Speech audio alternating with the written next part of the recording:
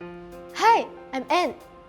When I was preparing for my project on the Maria Hertogh Riots, I stepped back in time to understand more about the causes and horrifying effects of the riots.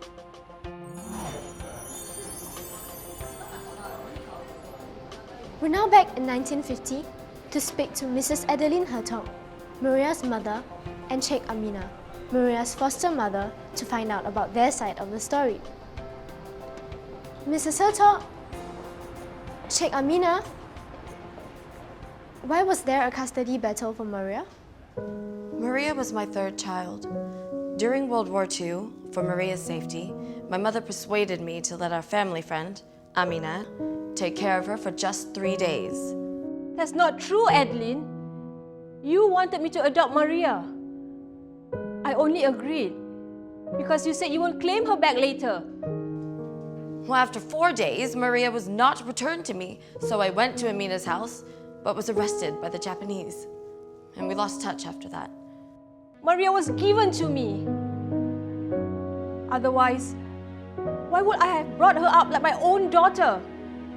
Converted her to Islam and renamed her Nadra. So, that led to the custody battle? Amina, we love Maria. All I wanted was for my family to be reunited. I love Nadra as my own daughter too. Now I will never see her again. Now we know more about the custody case, but how did these lead to riots? Let me ask Ali and Joe, who experienced the chaos. Hi, Uncle Joe. Hi, Uncle Ali. Can you tell me more about the riots?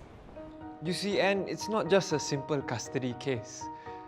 During the battle over Maria's custody, many sensitive religious issues surfaced and were exploited by anti-colonial activists to stir up stronger emotions against the British and Dutch. Oh, was it the court's declaration that Maria's Muslim marriage was invalid even though she had converted to Islam? I remember Sheikh Amina saying that Maria's Muslim name was Nadra. Yes, and the Muslims were angry that Nadra was placed in a Catholic convent while the appeal on the case was pending.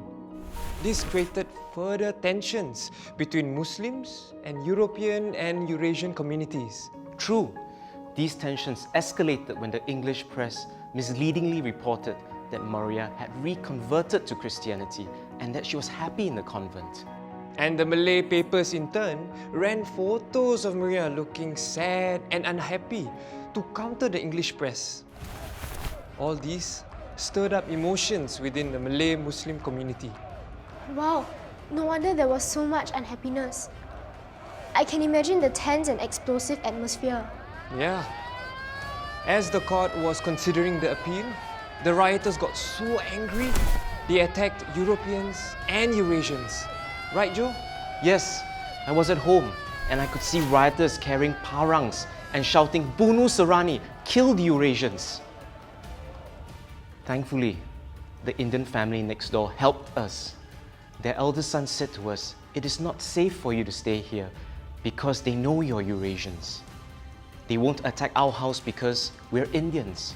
And so we followed him. Joe, you were very lucky to have escaped. Yes, it was all thanks to my neighbors. But some of my friends were not so lucky.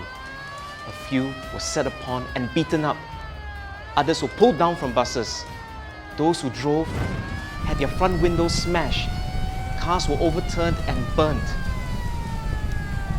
A friend was so badly shaken that even at the hospital, he thought the doctors and nurses surrounding him were his attackers.